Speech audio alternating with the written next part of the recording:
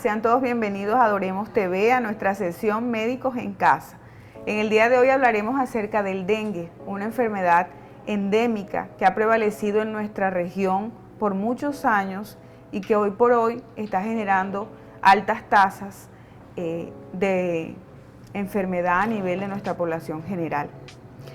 El dengue se considera que es una enfermedad febril aguda, ¿verdad?, que es ocasionada por un arbovirus. Los arbovirus son aquellas enfermedades que son transmitidas al hombre a través de los insectos, de las arañas, de los mosquitos, y ellos pertenecen a una familia específica que es la familia del Flaviviridae. Tiene 4 tipos de serotipos, valga la redundancia, y dentro de ellos están desde el DEN 1 hasta el DEN 4. Esta enfermedad es transmitida por un mosquito que es del género Aedes aegypti, ¿verdad?, que es la hembra de este mosquito, es la que generalmente transmite la enfermedad. Existen dentro de este género de Aedes 2 tipos de mosquitos, que es el Aedes aegyptus y el Aedes albopictus, pero los que afectan a nuestra región es el Aedes aegypti. Ahora, se haya denominado a nivel nacional que es una enfermedad realmente endémica, que tiene brotes epidemiológicos cíclicos, ¿verdad?, y que normalmente le está ubicado en asentamientos humanos que tienen unas condiciones específicas por debajo de 1.800 metros sobre el nivel del mar. El Aedes aegypti es el principal transmisor, la hembra de este mosquito, y se encuentra en nuestro territorio nacional en un 90% de los casos.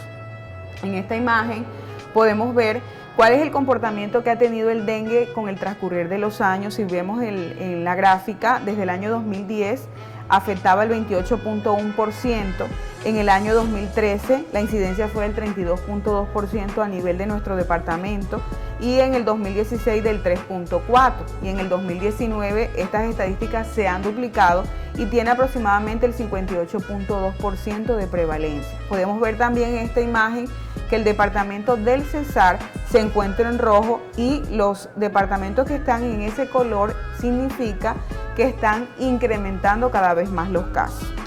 Ahora, en Valledupar, en nuestro municipio específicamente, durante las últimas semanas hemos estado enfocados todos a nivel de la población general acerca de la pandemia del COVID y hemos desplazado de una u otra manera la atención hacia otras enfermedades. Y el dengue es una enfermedad prevalente, ¿verdad?, que nosotros debemos de prestar total atención acerca de las medidas de promoción y prevención que debemos de llevar en casa para poder evitar este tipo de patología que también puede traer consecuencias nefastas a nuestra vida y a la vida de nuestra familia. Entonces, según el boletín epidemiológico del Instituto Nacional de Salud, en la semana epidemiológica número 21 de este año, del año 2020, en el municipio de Valledupar se han registrado 879 casos de dengue, lo que nos ubica en el 7º municipio del país con mayor notificación acerca de esta patología. En su orden encontramos, como pueden ver en la imagen, el primer lugar lo tiene Cali, que es una de las enfermedades más notificadas en esa región. También se encuentra Palmira, Ibagué, Tuluá y además Barranquilla. Y luego sigue en el 7º lugar Valledupar. Entonces, pueblo vallenato, nosotros tenemos que ser conscientes de que esta enfermedad, al prevalecer, las medidas deben continuar a lo largo del tiempo, que deben manifestarse en todas aquellas cosas que van a evitar que exista un reservorio específico para que el mosquito se pueda desarrollar. A nivel de nuestro departamento, si bien se han registrado 879 casos, también se han determinado un número de muertes a causa de esta enfermedad en lo que va transcurrido del año 2020 y se han registrado 3 casos en el departamento del Cesar de muertes a causa del dengue. En los otros departamentos, como pueden ver en la gráfica, sigue Huila, Cali, Santander, Tolima, Valle del Cauca, de los cuales se han registrado 2 muertes en cada uno de estos, y en menor proporción a nivel de Cartagena, Cundinamarca, Atlántico, que se ha registrado un caso de mortalidad en cada uno de estos departamentos. Ahora, es muy importante que partamos cuál es el tipo de ciclo de vida que tiene el mosquito y cuál es el ciclo que ocurre a nivel de nosotros los seres humanos. Una vez la hembra del mosquito deposita los huevos en ese recipiente, en las paredes del recipiente donde ella va a incubar, cuando estos huevos entran en contacto con estas aguas recicladas, se da el proceso, ¿verdad?, del ciclo de vida como tal de este mosquito Aedes aegypti. Este ciclo demora aproximadamente 7 días, mientras que él pasa los huevos pasan a ser larva, pasa a ser pupa y luego se convierte en ese zancudo que ya es portador de ese arbovirus, ¿verdad?, de la familia Flaviviridae, y va a llegar a picar a una persona sana y la va a contaminar. Y de esta manera luego esa persona es picada por otros mosquitos más y el ciclo va a continuar. Es importante que partamos que el mosquito es un picador diurno. Elige las horas de la mañana aproximadamente y en las tardes 3 o 2 horas antes de que llegue la noche, ¿verdad? Que este tipo de enfermedad no se transmite de persona a persona. Eso es muy importante que lo tengamos presente y que el mosquito Aedes aegypti tiene una serie de características físicas, tiene manchas blancas a nivel de su lomo y muchas veces en sus patas, ¿verdad? Y que además de eso, existen estos 4 serotipos que mencionamos inicialmente de este tipo de enfermedad y que todos podemos estar expuestos en algún momento a llegar a manifestar cualquier tipo de serotipo de dengue. Es decir, si yo hoy porto la enfermedad por DEN1, ese es el serotipo que estoy padeciendo, mañana más tarde, si un mosquito me pica y porta otro tipo de estos, yo puedo llegar a manifestar la enfermedad. Sí se puede repetir el dengue y cuando se repite en estos pacientes, las consecuencias tienden a ser un poco más nefastas. Entonces, es importante que tengamos presente, familia, que en casa depende mucho de lo que yo pueda tener, la higiene que yo pueda mantener para poder prevenir este tipo de patologías. Normalmente, él tiene predilección, el mosquito, para incubar en aguas estancadas, en llantas, en floreros que por ahí no tenemos la costumbre de cambiarle las aguas. Acá en la imagen pueden ver piscinas que no se han mantenido, ¿verdad? Y muchas aguas estancadas en las matas, en las botellas. Hoy por hoy apenas estamos adquiriendo la cultura de poder reciclar y de poder clasificar los desechos y eso es fundamental hacerlo también para poder evitar este tipo de reservorios. Existen una serie de manifestaciones clínicas como toda enfermedad, ¿verdad? Pero para que esas manifestaciones clínicas se den es necesario que entendamos que hay un periodo de incubación. Ese periodo de incubación va desde que el mosquito me picó aproximadamente hasta 14 días después de esto yo puedo llegar a tener o empezar a manifestar los síntomas iniciales de esta enfermedad. Los síntomas generalmente se dan entre el 4º y el 7º día después de esta exposición al mosquito. ¿Cuáles son aquellas manifestaciones clínicas? Nos preguntaremos que podemos tener o empezamos a sospechar cuando una persona tiene síntomas de dengue o no. Existen unas manifestaciones que están asociadas a un cuadro febril. Generalmente es una fiebre de inicio súbito con una temperatura aproximadamente de 38.5 grados centígrados. El paciente tiende a manifestar un dolor de cabeza y generalmente lo ubican a nivel retroocular. Es un dolor de cabeza intenso, ¿verdad? El paciente puede manifestar además dolor a nivel óseo, a nivel muscular y a nivel de África. Este tipo de dolor y de fiebre se le ha llamado como la fiebre quebrantahuesos porque el paciente lo tiende a describir como el peor dolor que han podido manifestar.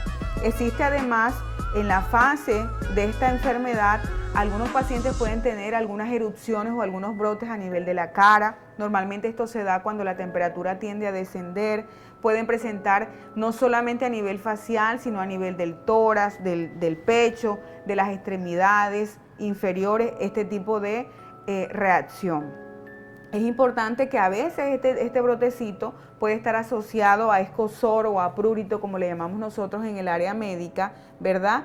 Y que generalmente cuando hablamos de estos síntomas que son iniciales, son síntomas que nos pueden llevar a nosotros a actuar de una manera oportuna, donde el manejo es sintomático, donde podemos hacer desde casa el manejo correspondiente y no se requiere en esta fase de ningún tipo de intervención hospitalaria.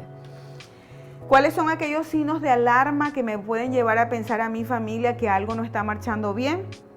Uno de esos es el dolor abdominal, aquel paciente que cuando se toca el abdomen manifiesta un dolor intenso, aquel paciente que presenta vómitos que son persistentes, en donde pueden presentarse además acumulación de líquidos a nivel de la barriga, a nivel pulmonar también. Por eso es muy importante que nosotros estemos atentos a cuáles son los signos de alarma que me deben llevar a pensar que necesita una intervención oportuna de otro nivel.